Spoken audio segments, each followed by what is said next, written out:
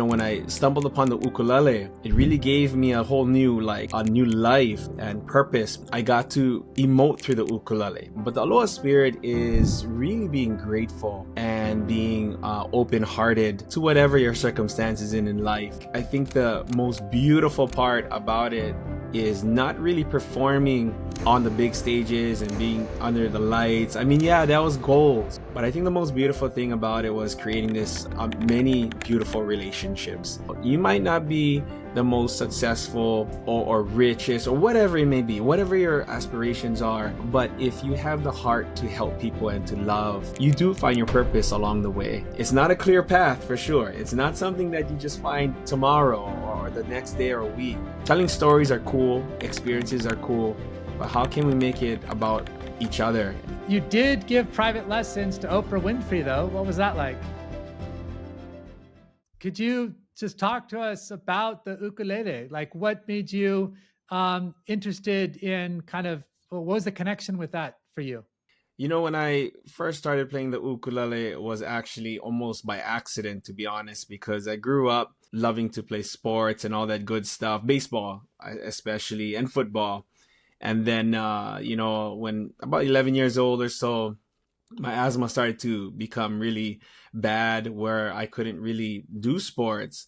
So a good family friend who was also a school security at that time, Mr. Ellis, I saw him on the sitting on the school bench playing his ukulele, and I was like, wow, this is cool. And we chatted. It was such a cool moment to see him jamming on the ukulele, where it really brought joy, a little bit of joy, because baseball was taken away a little bit. I was taking a break from that. I was forced to, and the ukulele came into play, and it's history from there. Do you know much about the name? As I look it up, it says uku means flea and lele means jumping. So the jumping flea? Yeah, jumping flea for sure. And the reason being is when back in the day, when the Hawaiians used to strum the ukulele, it looked like jumping fleas. The strings, it goes up and down really quick. So that's how the ukulele got its name. To take a couple steps back, the ukulele is not a Hawaiian instrument to begin with. It's actually a Portuguese instrument. So when the Portuguese came to Hawaii, they brought this instrument called the braguinha, and I hope I'm saying that right. But what happened was the Hawaiians got very inspired by it. Portuguese gifted that instrument to the Hawaiians, and Hawaiians renamed it ukulele. So I'm playing a Portuguese instrument with a Hawaiian name, basically. That's what it is. Yeah, cross-pollination. And you've been doing this for how long now? 31 years to be exact. Wow. And you've been performing all over the place with sports teams and now with your Sounds of Sebastian company doing like weddings. Are there any areas that you haven't done yet that you'd like to kind of break into, if you will? It's been a long journey. It's been a long journey, and I'm just taking it step by step. And back when I first started, my goal was to somehow, some way take the ukulele to new levels. Where not just performing locally here in Maui and throughout the islands, but how could I get to the mainland? And I started to do ukulele festivals there. And it just started there, where I was just at the right time, right place at the right time, where the ukulele was booming as well. So I got invited to all these crazy places throughout the US to perform internationally: Australia, Thailand, Philippines, Korea, China, Europe, Finland, Estonia. It's just been a wild ride. And yeah, along the way, I found a little bit of passion through the wedding scene here locally, as a wedding musician, officiant now, wedding officiant. And, it's been a wild ride. And I had this kind of just a little seed or a nudge to start writing a little bit more, and not just performing ukulele, but like songwriting or writing lyrics. So I went into songwriting and music composition and I really had fun with that. And it was just the right timing, I guess, because that's when, 2020, the craziness happened, the lockdown, and I started, going into production music, writing music for film, television, commercials, and music licensing. So that kind of took off. Started working with music supervisors, directors, and getting signed by music libraries and all these other companies and stuff. And at the same time, I really enjoyed the emoting part of writing. So every day I journal for the past 3 4 years now, every morning, and that led to writing a book. And that was a little scary thought because it was kind of like planted in the back of my head. Oh, maybe one day I get to write about this whole entire journey of mine. But you know, surrounding myself with great people, including like book coaches and publishers and all that good stuff. Um, they said, "Hey, let's just do it." And for the past maybe 6 7 months, I've been writing, working on the book, manuscript to drafts, to all these formatting and all the templates and stuff. And yeah, right. Yeah, I mean, we're about at least to up to this day right here. We're tapping into the printing phase now. So Amazing. How long has that taken from concept to now the printing phase? I would say about 6 months, I think. Maybe starting in maybe February, March. Yeah, about that time frame. So it's a lot of work. Yeah, now it's tapping into this author journey of mine's, and it's pretty interesting. Very very long process, probably one of the most tiring, exhausting, longest, most difficult creative project by far. Well, in a sense, playing an instrument is kind of communicating through notes, and here you're communicating through words. Do you see some similarities yourself? Yeah, I mean, I think with the ukulele, just because that's where I first started and got my ability or the opportunity, I should say, to emote. The ukulele, my dad passed away when I was 3 years old. And when I grew up, there was a lot of questions and I kind of got lost along the lines trying to find myself, so to speak. And, when I stumbled upon the ukulele, it really gave me a whole new, like a new life and purpose per se. And I got to emote through the ukulele, play these fancy chords that minors that emotes this suspense or anger or whatever, but then at the same time, overall, it just gave me joy, to something to do. But with this creative now, with writing, it definitely it's kind of it's parallel for sure. I mean, I'm just very grateful to uh, live, I guess, in both worlds where I can strictly do ukulele and write there, or lyrics, or even a book now, as a manuscript, as an author, as a writer, to play with words, to emote with words, and to be creative with that too. So, I mean, I guess it's the same, but it's just a different avenue, I guess. And one might inform the other. Now, having gone through the book process, you might find some creative inspiration in the ukulele that you didn't expect before. So, the book title is Daydreaming with Purpose, an inspirational memoir of the Aloha spirit in action.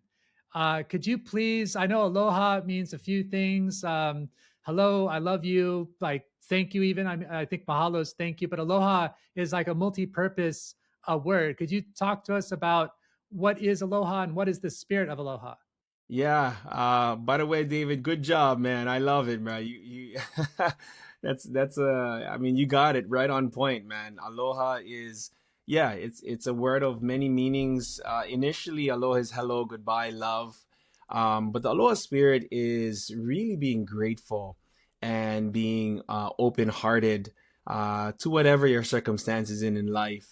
To be very like I said, humble, but yet loving at the same time, and knowing the fact that we do have a purpose here, and it's not about us, it's about we, and together with the Aloha spirit, helping one another, per se, helping each other walk home, and just loving one another, just being there for one another, and caring, and smiling, and having that good vibe.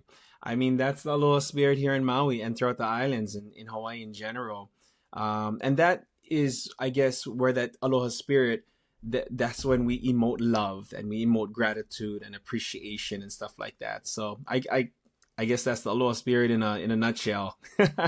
From a Hawaiian perspective, could you please help us mainlanders understand what is Hawaiian like identity when it comes to the islands? Is it Hawaiian first, island second? Is it island first, Hawaiian second? When you're talking about the land itself or the people per se? Well, the I guess the people. Like, are you do you consider yourself Hawaiian or like from Maui?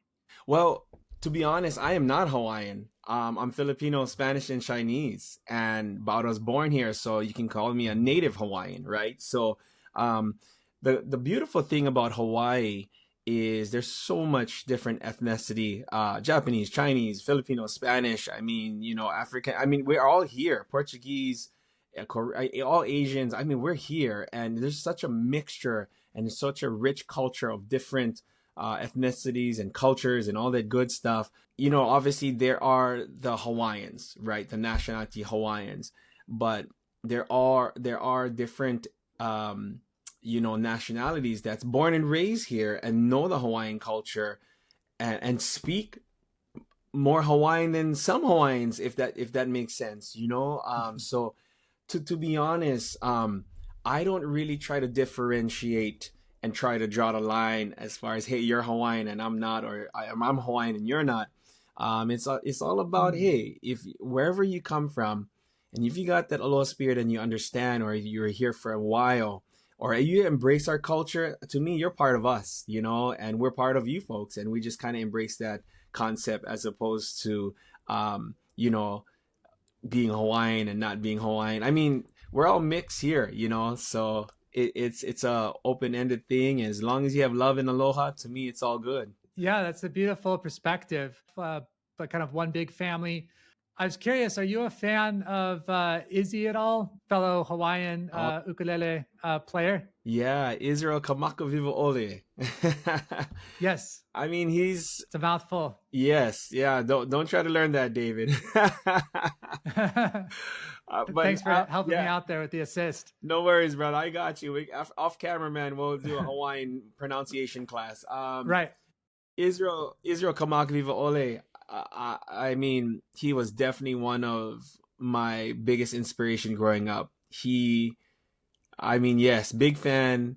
And to be honest, fact is, I got to see his final concert here in Hawaii, which was on Maui before he actually passed away. Um, it was such an experience, and I'm very blessed that you get to ask about that, because it's definitely a memory that I would like to always reflect on. He's a really big Hawaiian guy, or he was a really big Hawaiian guy. Like, he almost um unbelievably big. I mean, he was as wide as, I mean, almost a couch kind of deal, if that makes sense. But the most beautiful thing about that image on stage was his voice was even bigger than his body. His heart was bigger than his body. I mean, it was so powerful. He could sing and turn off his microphone, and the whole cultural arts, or the whole auditorium, would just fill with his voice. It was such an amazing experience, and he was with oxygen tubes and all that stuff to assist with his breathing and stuff. But yeah, Israel, yeah, big fan, love it. Yeah. I heard his Over the Rainbow, What a Wonderful World track at the end of a movie, Beat Joe Black. And I was really moved at the time. And this is like the late 90s. And that's how I came and became aware of him. Who are some of your other sources of inspiration? You mentioned Izzy, you mentioned Mr. Ellis. Is there anyone else? As far as music, there are so many Hawaiian music icons, local musicians and stuff. It would be so unfair to name a few. But I surround myself with great mentors, from all walks of life to careers, and with this 31 journey of music, I guess. I think the most beautiful part about it is not really performing on the big stages and being under the lights. I mean, yeah, that was goals, right? But I think the most beautiful thing about it was creating this many beautiful relationships, and it's very moving to know that, you know, this journey, I got to know a lot of great people, from, like I said, in the professional world to the personal world, and they all help me. They all help me, encourage, love, support, and yeah, amazing. You mentioned that you grew up without a dad, and that can be tough, not having that kind of connection. Could you talk at all about what that kind of meant for you, and how did you like? How did that leave its mark on you? You know, great question. I'm a, you know, I'm the youngest of four, and you know, when he passed, I was only 3 years old. My dad passed in a very terrible industrial accident for the here locally for the sugarcane industry, and he was a mechanic, and some machinery was faulty, and you know, he was just stuck in a bad situation. So when he passed, you know, to be honest, as a 3 year old, it didn't process at all. It was like, wow, what's going on? Everybody's frantic or crying or coming over or visiting. And, you know, it was just one of those things that you don't process until when you get older, you think about it and you start to realize that you don't have a father figure. You don't have a dad to come to your school, whatever, open houses or parent teacher conference meetings and stuff. It's your sister coming like, why, what's going on? Or mom's working 2, 3 jobs just to make ends meet. So when I got older, I started to question like, oh, wow, like life is almost unfair. Something is missing. But I didn't like completely go off grid. It was internally there was this you know, this question like, why this happened to me or whatever, to our family. And you know, that's when I kind of stumbled upon baseball, and that really gave me a whole new life. But when the baseball thing and my asthma got in the way of the baseball thing, it was really hard again. It was kind of like back at step one.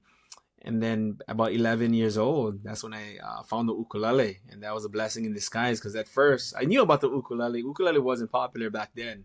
Um, when I first started picking it up, it was like an instrument of, you know, no, it's not popular. Nobody was really playing it except a couple major icons in Hawaii, you know, or legends on ukulele.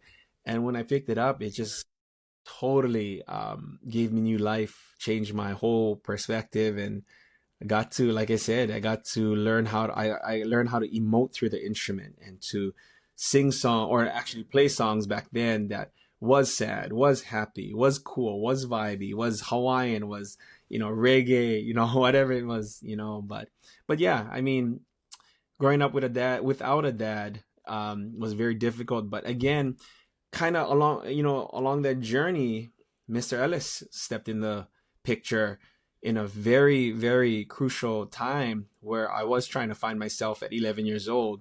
And I knew Mr. Ellis because he was just a close family friend. But when we crossed paths with the ukulele, we became even like, you know, best friends kind of deal, where I almost, you know, he was my Hanai dad, or in Hawaiian, adopted father, you know. So he took me under his wing, and we went for it.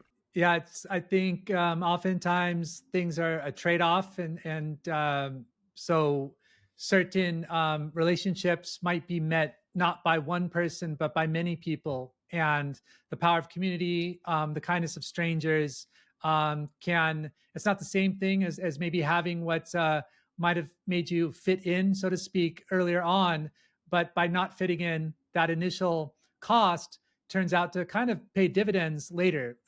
You have perhaps a sense of resilience, a sense of curiosity, a sense of openness that is a little bit outside the norm, for better or worse, and can lead to a rich life, as it certainly seems to have done for you in the last few decades and your adventures. Do you play a part in your life, like helping others through mentorship or something like that? You know, along the lines, yes, I've been helping. the younger generations, or even peers that's, or anybody who's got question about my journey of how I've done this, or I got in contact, or how did I accomplish playing on these stages or work with these sports teams, or you know and all these other entertainers that want to kind of learn a little bit, not just on the artistic side, but the business side of representing yourself, marketing, branding, sales, and representation and management, and behind the scene work. And I mean, it's a whole, I mean, it's never ending. In today's world, with especially with social media and how things evolve with technology, and so as far as mentorship, yeah, I go into sometimes schools talk about it. Yeah, I have friends who come up, and or strangers, or people from all over the world reach out and ask, what about this? Or I teach ukulele too. So at this local resort here on Maui, Ondas, Maui, and I come across so many wonderful people that never picked up the ukulele. And we sit in a circle. After 45 minutes, I get them playing the ukulele, which is such a cool thing to witness. And we develop this amazing relationship that we keep throughout the years. And I've been playing this well, I don't play anymore, but when I first started hitting the local scene on Maui, I was playing locally on this restaurant, Hula Grill in Ka'anapali on West Maui. And over maybe close to 20 years, I believe I was on that stage. And, all these friends that come annually, they're kids now. I feel they call me Uncle Derick, so now I'm a little older. So, I'm up there in status. So they call asking questions about guidance and advice and stuff like that. So that's what kind of led me to the book, to be honest. That kind of segue into the book, like, hey, these are the stories that is, it was part of me, and it can be part of you, and together we can help each other walk home. Yeah, that's great. By any chance, have you run into Laird on the island at all, Laird Hamilton? I have his book right here, and we drink his coffee and creamer. I haven't met Laird. I would love to. His book is amazing. That his stories about surfing and health, and his perspectives, I mean, is crazy. In fact, to be honest, I kind of structured my book along the lines of his. So it's kind of cool that you brought Laird out. But have you met Laird? I mean, we passed him on a dirt road. He gave us the hang loose symbol back in '96. Oh, wow. And checking out the North Shore Jaws, I think he was one of the first people to kind of popularize that break. So but he's definitely a special person, definitely an adventurer. Absolutely. And as I understand, he lives on Maui. Yep. One day I'll get to meet Uncle Laird, man. You did give private lessons to Oprah Winfrey, though. What was that like? Oh man, I couldn't even. Things are happening so fast. It was amazing. Her producer in Chicago, no names involved.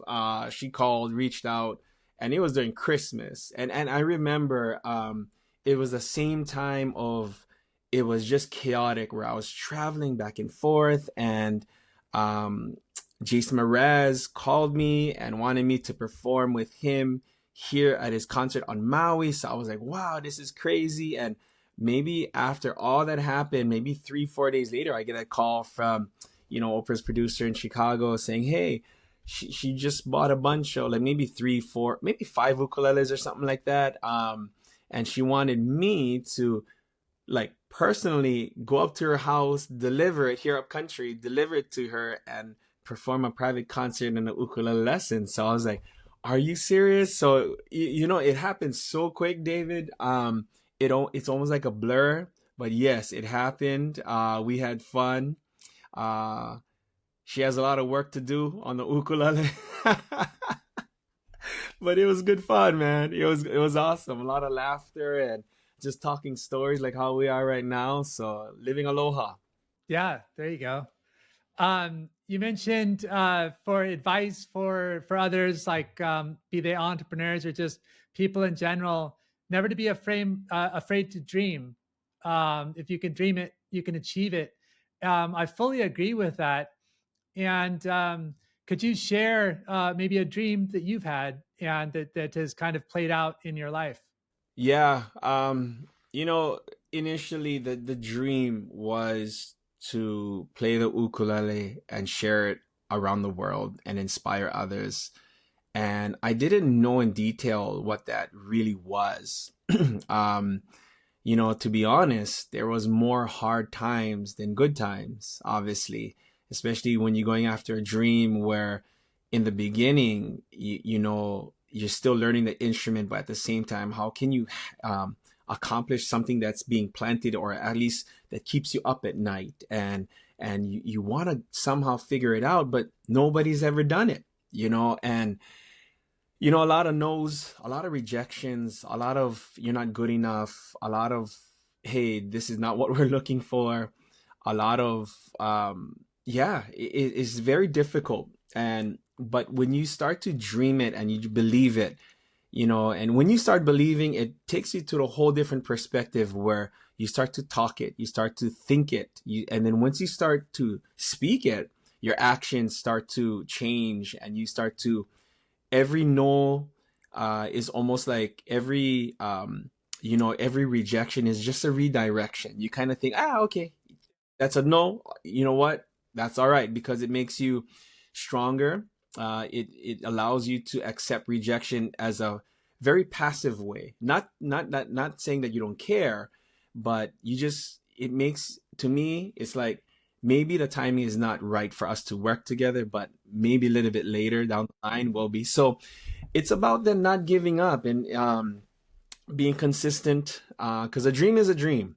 But if you put actions to the dream, it's a whole different story. Yeah, definitely. I don't think we know our limits, and we know so little that sometimes a rejection can be the best thing that happened to you. If you have your eyes set on a particular restaurant you want to eat at, or a particular job you want to have, or whatever the case may be, that's based on a very limited set of information. And if as you grow, you can realize, like, oh, looking back, I'm glad I didn't get that because I would have not had this whole experience that I had. So yeah, it's just information, and sometimes there is pain on a few levels of maybe not getting that validation, not getting that success, be it an investment at that point in your company or unrequited love or whatever. But it over time, it forces you to grow to that next level and continue the adventure. So yeah, I like the way that you put that. Look at it largely. Um, you said passive, and I think I understand why you said that.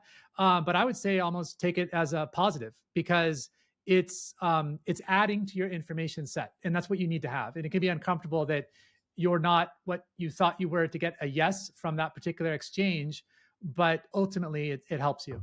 You've been playing ukulele a long time. You mentioned, your serendipitous connections and run-ins with some people in a variety of industries. You obviously have inspired many people, and you mentioned wanting to inspire them to find their calling and live with purpose. What do you think is your calling?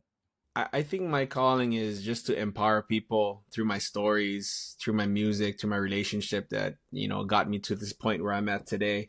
My family, being grateful for the ups, the downs, life itself. Life, I mean, yeah, my wife and I, we've been together 27, 28 years now or something like that. Married almost 20. I have three boys. I mean, that's my foundation. That's my why, if you will. It wasn't a perfect journey when I mean, from the get go, losing dad and trying to find myself at a young age and stumbling upon the ukulele and sports. And, it was just, it's been a journey I'm 42 years old now. It's been a journey of 42 years of ups and downs, but the most beautiful thing that I can honestly say looking back to this day is I wouldn't trade it for the world because it has helped me develop character and appreciation and perspective of what life should be about. You might not be the most successful, um, or richest, or whatever it may be, whatever your aspirations are. But if you have the heart to help people and to love and to do what you, through your talents, you find your passion. Maybe it's music or a doctor or sewing or singing. If you emote that and you get to inspire people through your gifts and your purpose, or your calling, I should say, you do find your purpose along the way. And it's not a clear path for sure. It's not something that you just find tomorrow, or the next day or a week.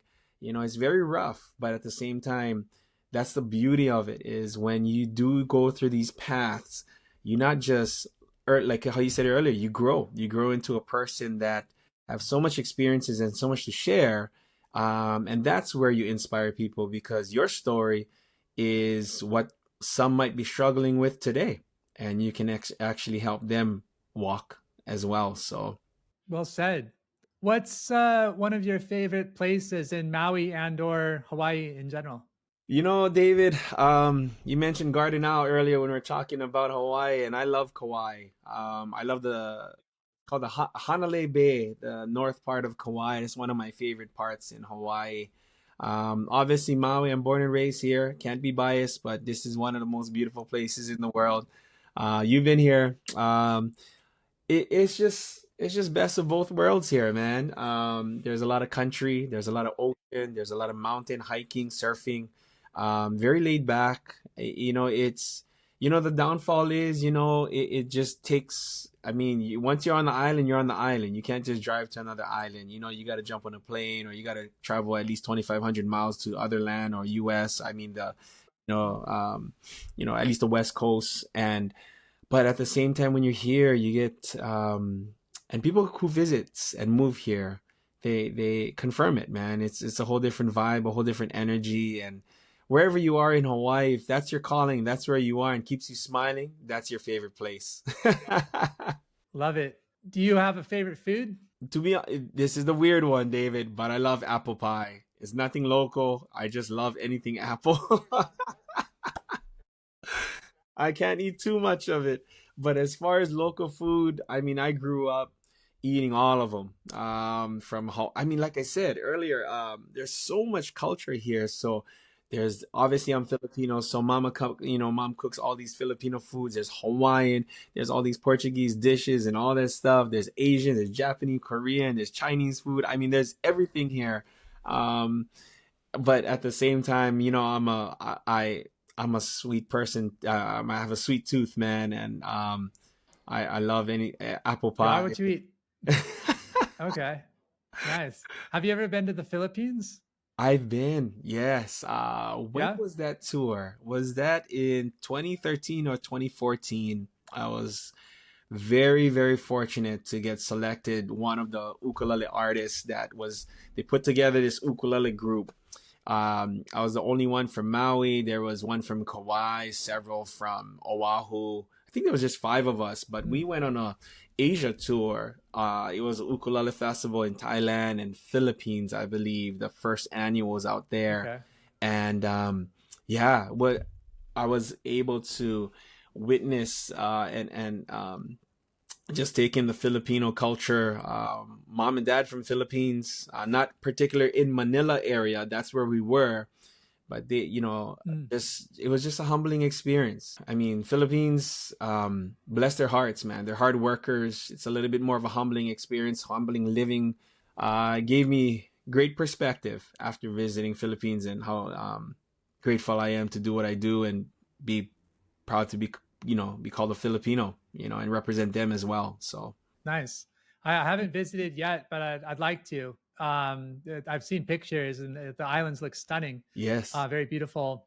So yeah, I was just curious, coming from one beautiful place in Hawaii to another in the Philippines, what the kind of comparison might be, and also the kind of connection, like you mentioned, the ancestry there. yeah, So there's probably a few kind of layers to that experience for you. sure. Where are you at now, David? Where's home? Where's the Well, I'm on the Pacific Rim with you, so Yeah. I'm in Vancouver, Canada. Oh But wow. yeah, I think Hawaii is one of the most remote places in the world in terms of the distance from the island to the next kind of set of land. Yes, absolutely. I mean, we're in the middle, man. So like I said, I mean, it's a beautiful thing, but you know, it can easily you can easily get confined to this island life, and you can get complacent, if that's the word. You know what I mean? Like, you can just be relaxed and just cruise and go surf and not really. I mean, I'm not stereotyping or knocking any, but it's just that vibe. It's just the relaxed vibe, and it takes a little bit of courage and bravery, if you will, to step out of Hawaii and try to see the world as well. And that's what I like to encourage, us locals and the local kids nowadays, man. It's easy to just kind of have that island vibe, island life, but the world is a playground. Like one of my friends, he's a composer. His dad taught him, hey, the world is a playground. Go out and play. You know. So, but yeah, Hawaii's beautiful. Hawaii's beautiful, but there's a whole world out there as well. Yeah, well said. I think that's true for just about anywhere. Definitely good to appreciate it and also to explore other places as well. And it's nice that you were able to use your passion and your instrument to travel and to meet people, to move people, and also be moved by the places and experiences that you get to see and partake in. So, what's you mentioned this book? Do you have a like a release date in mind? Do you know when we can expect your book? Yeah, well, at this recording, we're about to launch the pre-sale campaign, and this is honestly, just kind of along the way. We just going with the flow. I thought I was just gonna go straight to Amazon and go all that route, but with my book coach and such a great team, we decided that we're gonna do a pre-sale, and it's gonna be in the U.S. only. Specifically, it's more like the subscribers, the inner circle kind of deal, and we're gonna launch that. But when this episode airs, I would think it's gonna be. You can find out more information on where it's gonna be at.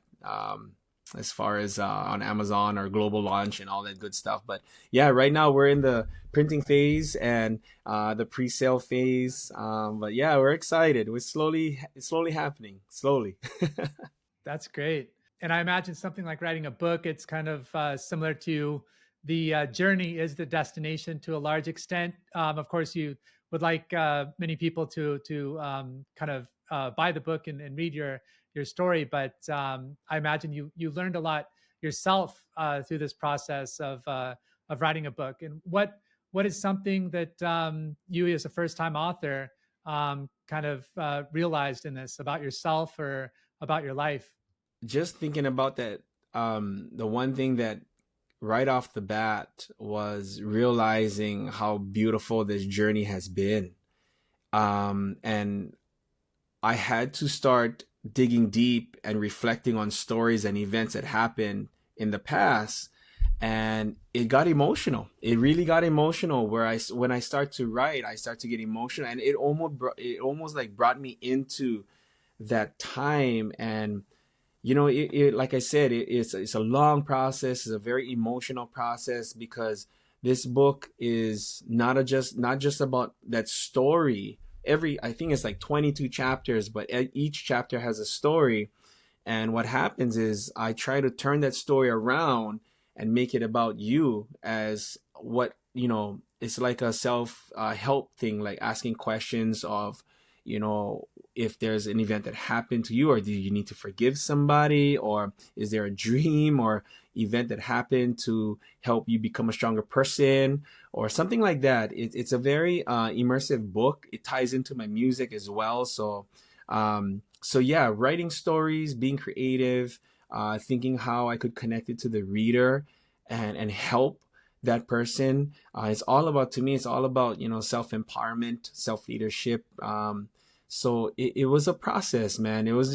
I didn't want it to be an autobiography because, I mean, telling stories are cool, experiences are cool, but how can we make it about each other, and how can my story inspire you to become your better person, if that makes sense? So, uh, but yeah, the stories were I mean, to me, I had to go deep into the stories because as entrepreneurs, as creatives like you and I, it's the next thing. It's the next thing. What can I do better?